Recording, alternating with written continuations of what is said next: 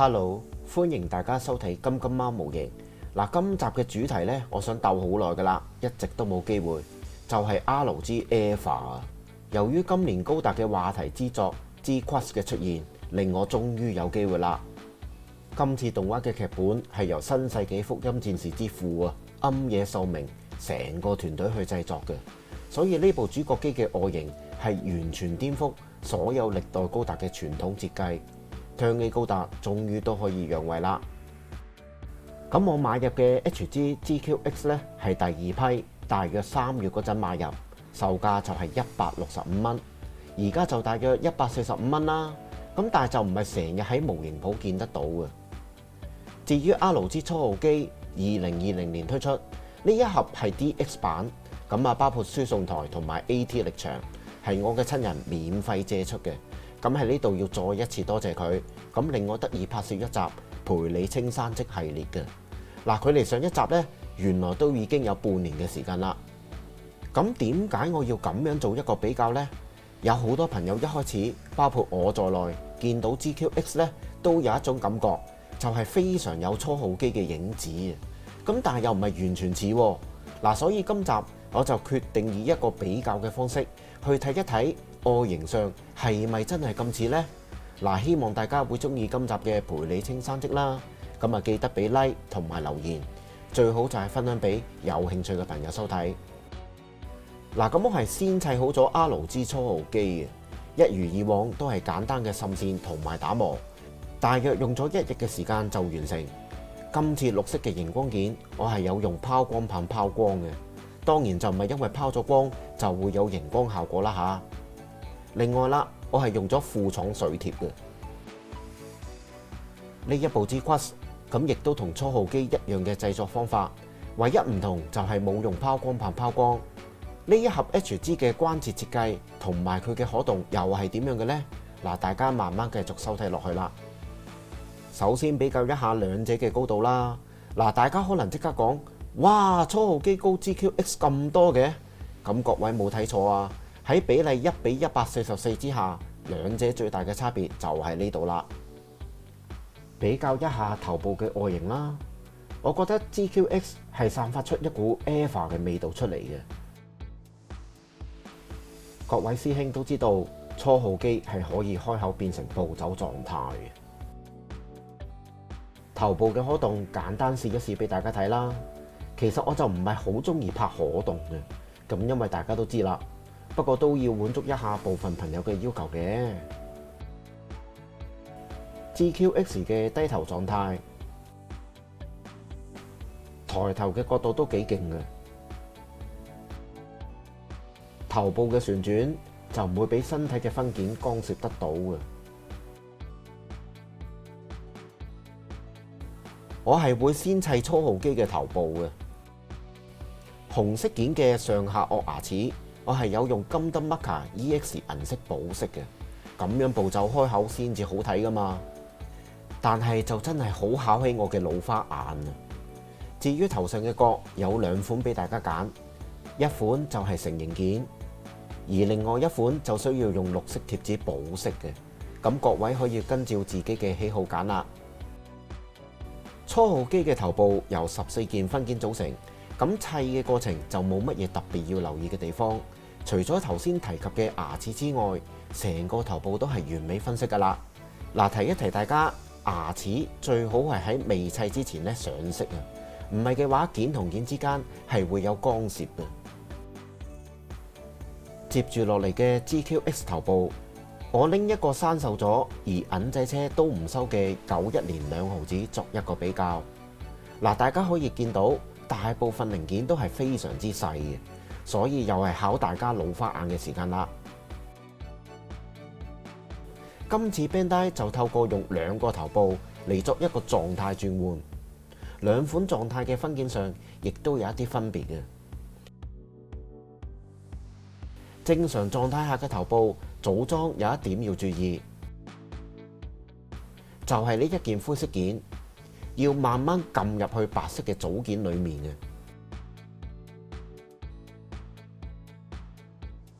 就好似咁樣。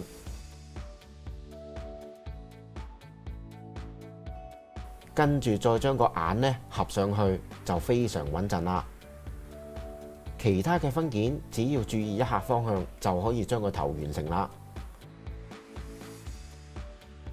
今次嘅主角機就一反傳統，唔再以黃色嘅天線作一個標誌，大家又鍾唔鍾意呢？另一個狀態嘅頭部就係呢個樣啦。嗱，唔知道將來 GQX 會唔會推出 MG 版啊？嗱，有朋友講個手指指住個位呢，會好似初號機一樣打開嘅，咁啊露啲牙出嚟。咁各位師兄記得留意動畫未來嘅走向，睇下係唔係啦。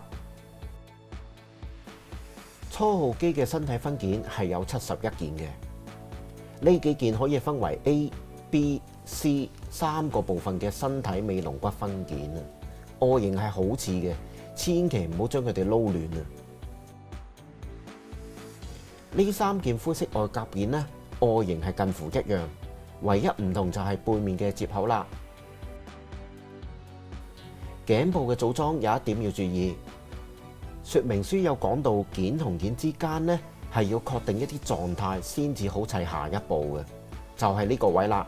頸部要咁樣嘅擺放呢先至合格。好多朋友都中意將模型分件預先喺框架上面剪落嚟，再慢慢砌。嗱，呢一個 EVA 呢真係唔好咁樣做啊，會好容易砌錯嘅。呢幾件尾龍骨嘅件呢，都係先插入，之後向上扭180度，然後將佢哋一件一件由上至下砌嘅。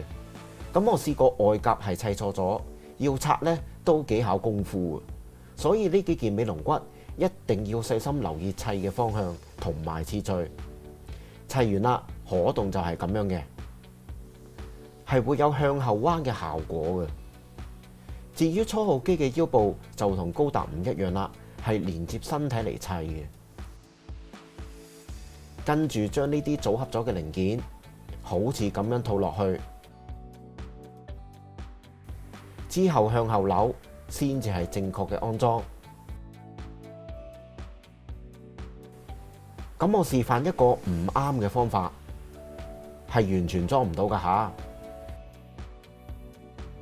大家記得係要咁樣套落去，跟住向後扭先至啱啊！背脊嘅裝甲亦都有一啲步驟要做嘅，咁呢啲分件嘅組裝過程都俾大家睇睇啦。先將呢個位推開，再將呢一度向上拉。呢件背脊裝甲嘅紅色件非常考驗手指大嘅朋友嘅。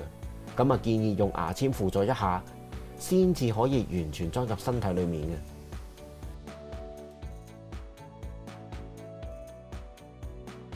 嗱，我覺得成盒 EVA 最複雜嘅組裝就係身體呢一部分啦，真係唔似喺度砌高達嘅，咁啊似喺度砌緊一件生化機械嘅。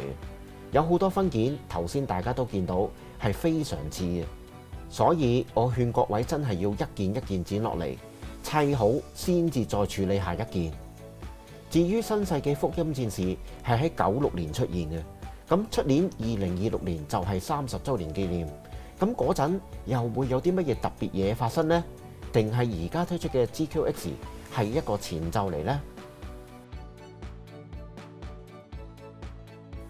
跟住落嚟就係砌 GQX 嘅身體同埋腰部俾大家睇啦。腰部就非常簡單，9件分件。接近係完美分析。嗱，大家會發現佢嘅黑色關節分件呢，只係有4件嘅啫，而且更加係冇裙甲嘅設計嘅。我自己就覺得外觀呢都幾特別嘅。身體就由24件分件組成，最特別嘅地方就係連接手臂嘅件啦，就係呢2件咁樣套落去，然後再連接背部嘅件。嗱，呢個設計呢就有別於其他系列嘅 HG 高達模型啊，或者一陣間嘅可動示範就會令大家明白呢一個設計嘅作用。至於呢個 G-Crux 嘅身體組裝，同 RG 初號機嘅感覺係完全唔同嘅，起碼冇尾龍骨嘅設計啊，咁啊比較似喺度砌緊一個機械人嘅。頭先提到嘅關節呢，係可以令到 GQX 嘅手臂咁樣向前嘅。呢兩個角度會更加清楚。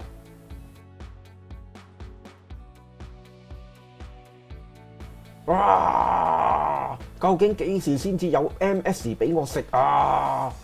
嗱，咁暫時咧都唔知道會唔會有食 MS 嘅劇情嘅。嗱，我始終覺得 EVA 步走嘅狀態壓迫感咧係比較勁。GQX 嘅身體向後彎平衡度都非常高，轉動嘅時候唔會話出現向後傾嘅。而初號機嘅平衡力喺呢個狀態下都保持得到，咁但係有啲 pose 咧就比較差，咁一陣間試俾大家睇下。砌腳部之前，咁啊先俾大家睇一睇個外觀啦。RG 初號機嘅雙腳由68件分件組成，呢啲就係腳掌嘅分件啦。咁我幾中意初號機嘅腳掌設計嘅，簡簡單單12件分件就可以砌好，外形完全就係一隻鞋嘅，咁亦都係完美分析。初號機嘅腳部骨架，由於佢係生物機械啦，就唔似高達機械人咁複雜，而係簡單用9件骨架件就組成咗佢嘅骨骼啦。其實我砌呢一盒 RG 初號機之前呢，有朋友將自己砌好嘅呢個版本借俾我感受一下。嗱，我都感覺到成個模型嘅下半身呢係比較輕嘅，會唔會話影響到成個初號機嘅接地穩定性呢？嗱，一陣間我擺一啲 pose 去測試就會知㗎啦。另外，件同件之間嘅連接，我總係覺得呢係有一啲插唔實嘅感覺嘅。咁但係又未至於非常鬆。嗱，唔知道都有砌呢一個模型嘅朋友，會唔會都同我一樣有咁樣嘅感覺呢？不妨留言分享一下。G-Crush 嘅雙腳就有52件分件。有一樣嘢我唔係好肯定嘅，作為腳掌嘅底部係出現偷膠嘅。嗱，呢一個真係設計定係偷膠呢？至於成盒模型需要黑線加深嘅地方，就係而家砌嘅腳部啦，特別係腳嘅背面啊！嗱，喺呢度再一次提提各位師兄，滲線最好嘅時機，我嘅經驗呢，就係喺砌之前啊，千祈唔好砌晒成個模型先至滲啊，唔係嘅話係會有爆膠嘅風險啊！大家以前砌 HG 嘅經驗，完全唔能夠套用喺 GQX 上面嘅，好似大髀同埋腳部嘅連接，過往嘅模型一定係向下插噶嘛。咁但係呢部主角機就係用而家展示嘅方法作連接啦。嗱，咁呢個腳部嘅外形呢，亦都有別於過往嘅高達系列。雖然兩部機嘅分件設計都唔同，嗱，不過總係隱約呢見得到 GQX 呢非常有初號機嘅設計風格嘅。由於 GQX 嘅腳掌可以有咁樣嘅可動，令到佢可以做到一個非常優秀嘅下跪姿勢嘅。同時啦，亦都因為佢嘅腰部冇裙甲嘅干涉，令到佢非常容易做得到呢一個動作。初號機當然亦都得啦，佢嘅下跪姿勢都係非常自然嘅。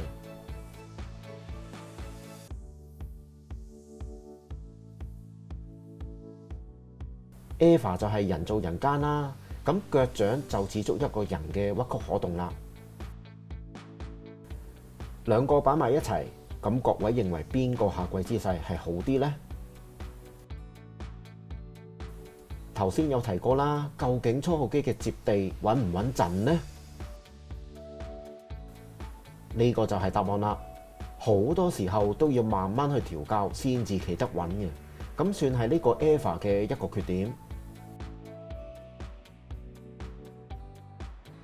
跟住就係手部嘅比較啦。我將 GQX 嘅背包拉上嚟，令到上半身更加散發出 EVA 嘅味道啊！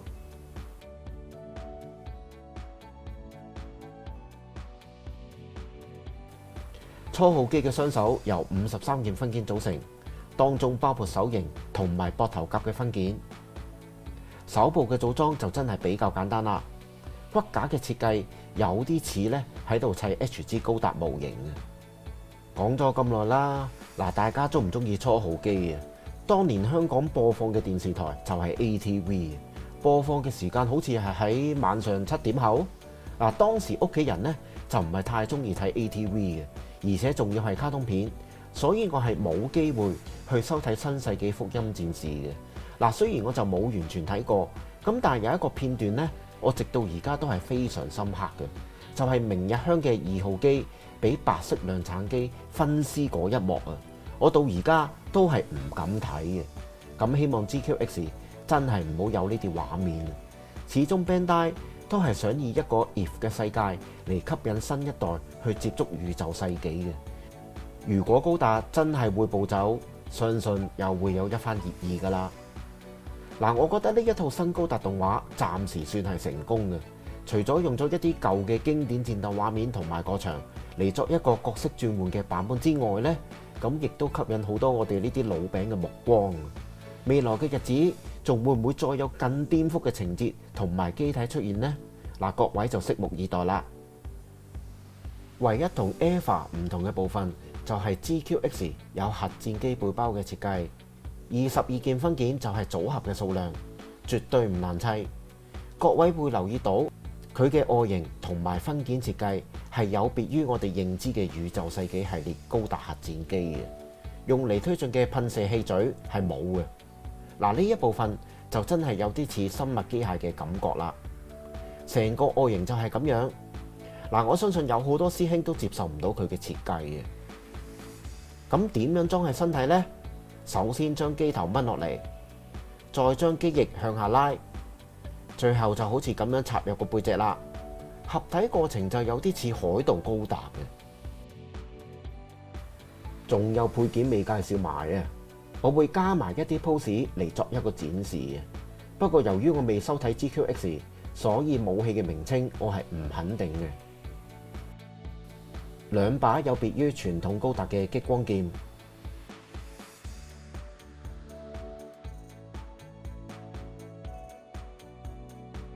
代表渣古系列機嘅武器啊，斧頭啊。嗱，我有用金燈 marker 補銀色㗎吓，雖然啊補得麻麻地。呢支應該係激光槍啦，咁我估唔會係實彈啩。換上另一個頭俾大家睇睇。盾牌同埋一對開掌手。至於初號機嘅配件係非常豐富嘅，手型都有7對。呢一個輸送台係呢盒 DX 版先至有嘅。喺動畫裏面，初號機出擊之前呢，就會企喺呢度待機充電噶啦。放初號機上台之前，有啲地方要拉開，然後慢慢呢放佢入去。如果成功安裝，效果就會係咁嘅樣。初號機係唔會跌出嚟嘅，雙臂係緊貼個台座嘅。方法就係先將手臂撳入去，膊頭甲就會自動收緊噶啦。不過個位呢都要放得啱先至得。嗱，我相信好多 fans 都非常中意呢個台座嘅，但係個圓盒係收唔入嘅，所以砌完呢就要揾地方展示啦。接住落嚟都係 DX 版先至有嘅 AT 力場同埋手型。嗱，呢對手型呢，我真係研究咗好耐嘅，咁最後我決定放得到就算數。咁未係正確手握 AT 力場噶吓。其實呢件特效件呢係好靚嘅，一把大口徑嘅小槍，連一對專用手型。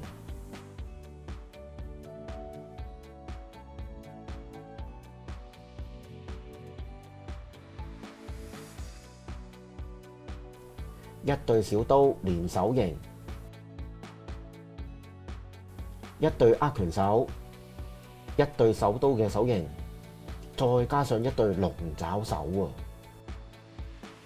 仲有白色嘅駕駛室，同埋一對可以收納喺膊頭甲未變直嘅小刀。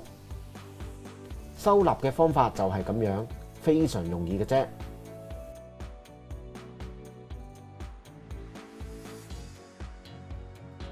咁而駕駛室呢，插入身體嘅方法就係咁嘅樣，咁大家記得要睇說明書嘅指示嚟做啊！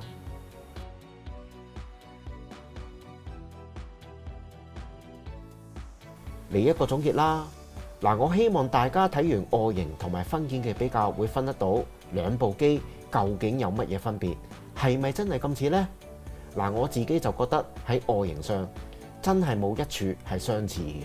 咁但係好明顯，山下育人同埋金世俊將 EVA 嘅機械設計融入去高達世界裏面，而且今次動畫嘅背景係相當聰明咁樣利用宇宙世紀嘅開端作一個大反轉。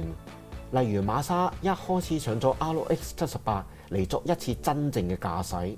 嗱，我記得以前都曾經有朋友講過，如果馬沙真係一開始駕駛高達，而唔係自護軍系列嘅機，咁究竟一年戰爭嘅結果會變成點樣呢？今次庵野秀明就俾高達一個機會，令佢呢以一個新嘅形態去再一次展現俾大家睇嘅。當然並唔係每一位朋友都接受到嘅。咁我都係覺得，與其用高畫質去重製一年戰爭，咁不如用心去製作一套有話題性嘅高達動畫啦。起碼我哋呢啲老餅會鬧，新一代又會有興趣睇。咁啊，大家一齊繼續留意呢套 GQX 嘅發展，或者將來會成為經典啦。如果中意呢一段影片，記得俾我一個 like 同埋留言，最好就係分享俾有興趣嘅朋友收睇。未訂閱嘅朋友，希望你會訂閱支持啦。好，下集再見。